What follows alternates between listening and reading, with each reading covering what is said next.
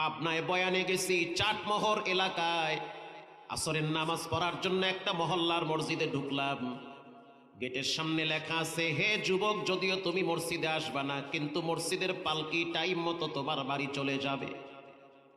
এই লেখা দেখার পর আমি আশ্চর্য হয়ে গেলাম।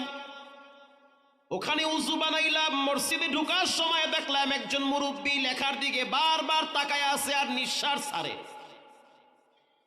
তার সাথে সালাম বিনিময় হইল। প্রশ্ন করলাম, লেখা থাকবে আসসালামু আল্লাহুম্মা ইফতাহলি আবওয়াবা রাহমাতিক।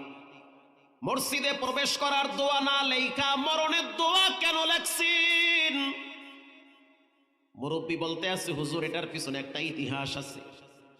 আমাদের এই মহল্লার থেকে কিছু যুবকরা মাইক্রো ভাড়া করে কক্সবাজারে ভ্রমণের জন্য রওনা হয়েছে।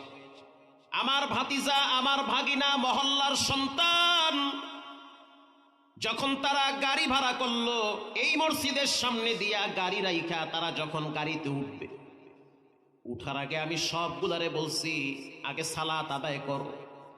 বেশি আনন্দ করতে গেলে বেশি বিপদে পড়া লাগে, কারণ বর্তমান সময়ে হঠাৎ হঠাৎ মানুষ বিপদে পড়ে। মহল্লার সভাপতি স্পষ্টভাবে বলে, ওদেরকে আমি বুঝাইলাম, ওরা আমার সাথে নামাজ পড়ল। নামাজের পরে যখন ওদেরকে বললাম, আনন্দ এনজয় করতে গিয়া রবকে ভুলে যেও না, কারণ তোমরা কিন্তু মাঝে মাঝে আনন্দ করতে গিয়া ব্যালেন্স হারায় ফেলাও, মদ খায়া অনেকে টাল হয়ে থাকে। কিন্তু তারা সেই কথা মানে নাই। শুনলাম পরবর্তীতে মাইক্রোর ভিতরে তারা বক্স বাজায়া বাজায়া নাচতে নাচতে কক্সবাজার রওনা হইছে। ভিতরে সিগারেট ধরাইছে, দিব্যি আরামে খাইতেছে, অথচ নামাজ কাজা হইতেছে, কোনো টেনশন নাই। ঢাকা ক্রস করার পরে যখন কুমিল্লা রোডে ঢুকলো, ইউটার্ন নিতে গিয়ে একটা হোটেলে খেতে যাবে। হোটেল ডান পাশে, গাড়ি বাম পাশে।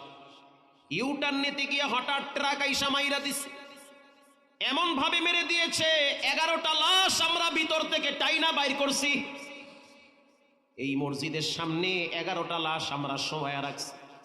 সে আমাকে লাঠি দিয়া দিয়া দেখাইতেছে, এখানে একটা, এখানে একটা, এখানে একটা, 11টা লাশ এখানে শোয়া রাখছি। ওই দিন আমার মন চাইতেছিল যুবকের রক্ত দিয়া মসজিদের সামনে লিখে দিব, হে যুবক, তুমি যদিও মসজিদে আসবা না, কিন্তু পালকি টাইম মতো তোমার বাড়িতে যাবে।